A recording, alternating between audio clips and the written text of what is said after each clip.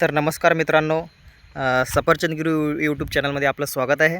तर आज आलो आहोत आपण SRT शेतामध्ये. SRT शेती म्हणजे सगुना राईस टेक्नॉलॉजी, ज्याच्यामध्ये आपण एक वेळ चांगली नांगरटे करून, खोल नांगरटे करून त्याच्यामध्ये आपण 5x5 किंवा 4x4 एक वेळ चांगले बेड तयार करून घेतो आणि 6 ते 8 वर्ष आपण हे बेड मोडत नाही आणि नंतरचे सर्व पिकं हे त्या बेडवरती घेतो. म्हणजे 6 ते 7 वर्ष आपला नांगरटीचा खर्च वाचणार, रोटरचा खर्च वाचणार, वही वरपण टवरे वगैरे सर्वच खर्च वाचणार. फक्त आपल्याला लागवणचा खर्च येणार आहे आणि याच्यामध्ये निंदायचं पण काम पडत नाही. तणनाशक मारलं की त्याची तणाची विल्हेवाट जी आहे ती लवकरात लवकर याच्यामध्ये लागते. तर या SRT शेतीचा आपण व्हिडिओ बनवत असताना आपलं अगोदरचं पीक कोणतं होतं आणि नंतरचं पीक कोणतं लावलं आहे ते आपल्याला या व्हिडिओमध्ये आपण दाखवणार आहोत. तर पुढे आपण बघू शकता. तर ही बघू शकता SRT शेती. SRT शेती याच्यामध्ये आपण मागच्या वर्षी, आता हे दुसरं वर्ष आहे SRT शेतीचं.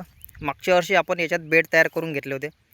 तर यावर्षी काय झालं, थोडं जास्त पाणी झालं आणि त्याच्यामुळे हे बेड जे आहेत पाण्यामुळे थोडे फुटलेले आहेत, वाहून गेलेले आहेत. तरी पण व्यवस्थित असे बेड आणखी पडलेले आहेत. परंतु मागच्या वर्षी जे अवशेष आहेत, मागच्या वर्षी आपण मक्याचं पीक घेतलं होतं.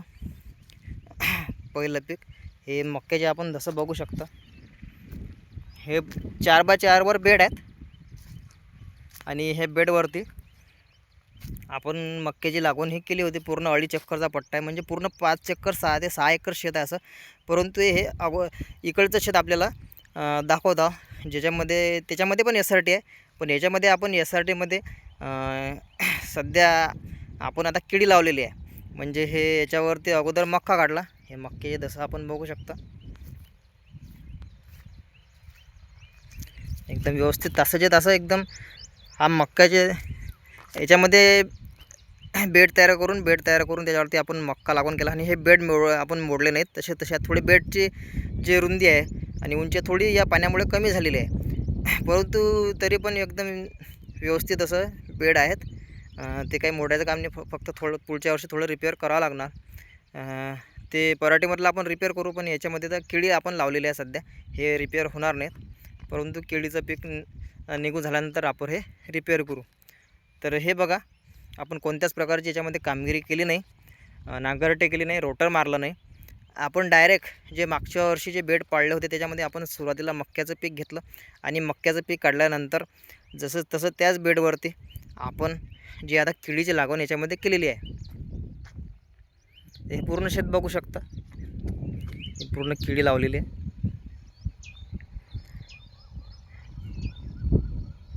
तर हे पूर्ण 2.5 चक्राचा पट्टा आहे. 2.5 चक्रामध्ये एकरभर आपली तिकडे पराठी आहे बेडवरती आणि बाकीचं 1.5 एकर जे आहे ते आपण याच्यावरती किडी लावलेली आहे. तर किडी पण आता कमीत कमी 1 महिना या किडीला झालेला आहे. तर याच्यामध्ये आज आलो आहोत आपण भेट द्यायला की जे आपली SRT शेती आहे ती कशा प्रकारे होते, SRT शेतीमध्ये काय खर्च होतो, किती आपलं याच्यामध्ये जो खर्च आहे तो कमी होतो आणि उत्पन्नात कशी वाढ होईल हे बघू शकतो आपण. हे बेडवरतीच किडी लागवण केलेली आहे आणि इथल्या साईडला आपण दाखवू शकतो की आता हे जे इकडच्या साईडचा जो मक्का होता तो पटला नव्हता, त्याच्यामुळे हे दसं आपल्याला सरळ दिसत आहेत आणि केळी सरळ दिसत आहे. केळीची लागवण आपण याच्यावरती आपण जी लागवण केलेली आहे ती 6x6 वरती केलेली आहे आणि हे लागवण अशी सरळ न करता आपण हे हेक्झागोनल साईड म्हणजे षटकोन साईडला अशी केलेली आहे. म्हणजे हे आपण बघू शकता की हे एकदम सरळ रेषेत नाही आहेत. इथं जे झाड आहे तर ते त्या साईडला झाड पाहिजे होतं 5 फूट अंतरावरती, पण असं न करता आपण जे आहे ते हेक्झागोनल साईड, म्हणजे हे झाड ते झाड असं त्या सरळ रेषेत, तिरप्या सरळ रेषेत आणि त्या झाडापासून त्या झाडापर्यंत असं हेक्झागोनल साईड आणि नंतर त्या झाडापासून त्या झाडापर्यंत, त्या झाडापासून त्या झाडापर्यंत असं षटकोन साईज आपण याच्यामध्ये केळीची लागवण केलेली आहे. याच्यामध्ये फायदा असा होणार आहे की हे केळीत दाटणार नाही आणि अंतर पण चांगलं सुटेल आणि जी केळीची लागवण पण एकदम झाड येणार नाही, म्हणजे दाटवा होणार नाही आणि व्यवस्थित असं त्याला ग्रोथ व्हायला, साईज वाढायला मदत होईल. सध्या केळी आता कुठं लहान आहे कुठं मोठी आहे, जसं बेण्याच्या साईजनुसार फरक पडतो.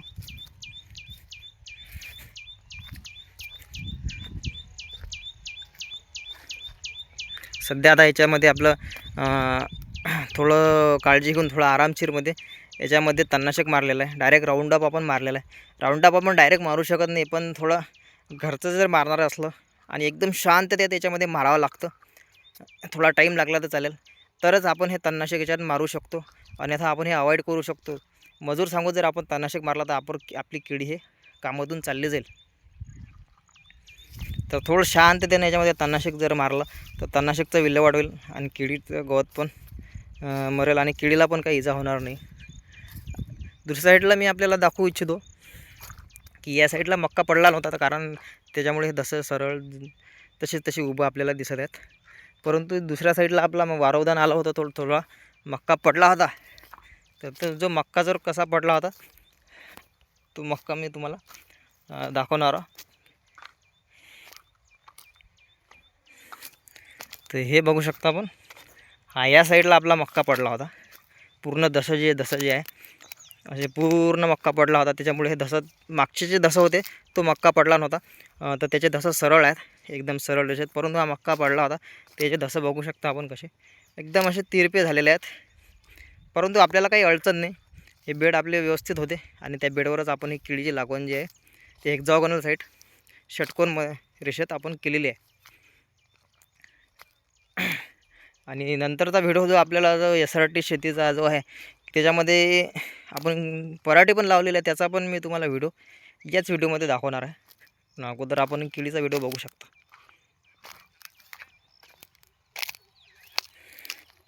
हे बघू शकता आपला मक्का पडला होता.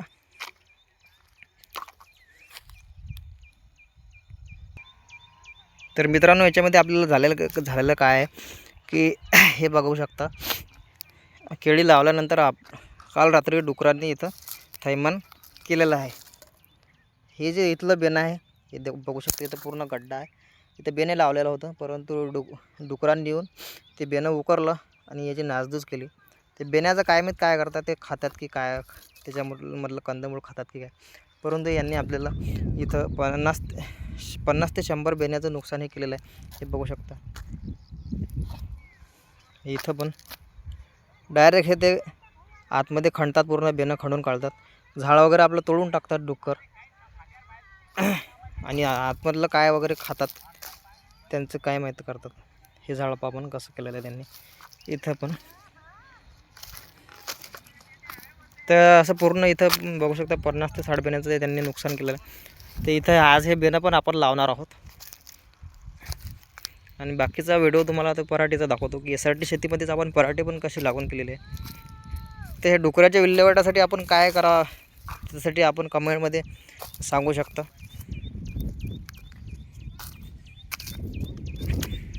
हे बघा, आपण कोणत्याच प्रकारचं ते धसं वगैरे हे याचं जे आहे औषधात ते फेकून न देता याच्यामध्येच गुंजून ठेवणार आहोत. आणि हे बघू शकता आपली पराठी पण किती व्यवस्थित अशी जमलेली आहे. मागच्या वेळेस आपण व्हिडिओ बनवला होता आपल्या चॅनलवरती SRT शेतीचा, आणि ह्याच पराठीचा तो व्हिडिओ होता. त्यावेळेस पराठी आपली थोडी लहान होती, टोंगल्यापर्यंत होती. पण आता बघू शकता याची वाढ कशी झालेली आहे. पूर्ण एकरभर पराठी आहे आणि हे बेडवरतीच आपण पेरलेले आहे. ह्याच्यावर अगोदर मक्याचं पीक होतं. हे मक्याचे दसत बघू शकता, हे औषधाच्या सळद आहे. आणि पराठीला तुम्हाला सांगतो एकच याला फवारा झालेला आहे, एकच तणनाशकचा आणि एकच टॉनिक वगैरेचा फवारा, नंतर कोणताच फवारा झालेला नाही. पराठी एकदम अशी वाढलेली आहे मस्त आणि एकदम व्यवस्थित जमलेली आहे. धन्यवाद.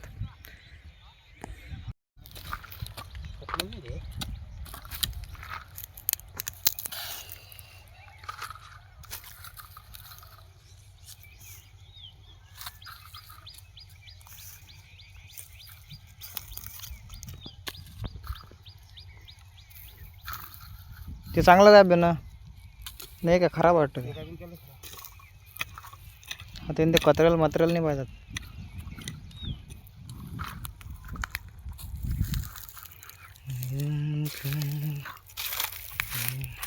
गेला लय गावात आहे बंद, गेला म्हटलं गावात बंद आहे.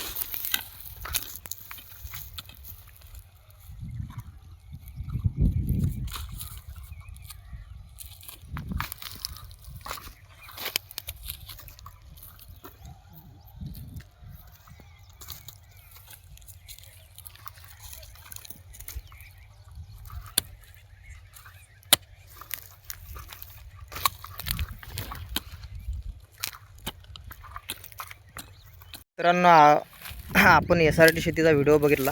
तर SRT शेतीमध्ये आपण केळीचं पीक बेडवरतीच घेतलं. अगोदर मक्याचं पीक होतं आणि त्याच्यावरतीच आपण पराठीचं पीकसुद्धा घेतलेलं आहे आणि ते अवशेष त्याच्यामध्येच कुजत आहेत, ज्याच्यामुळे जे खत आहे ते खत त्याला लागणार आहे.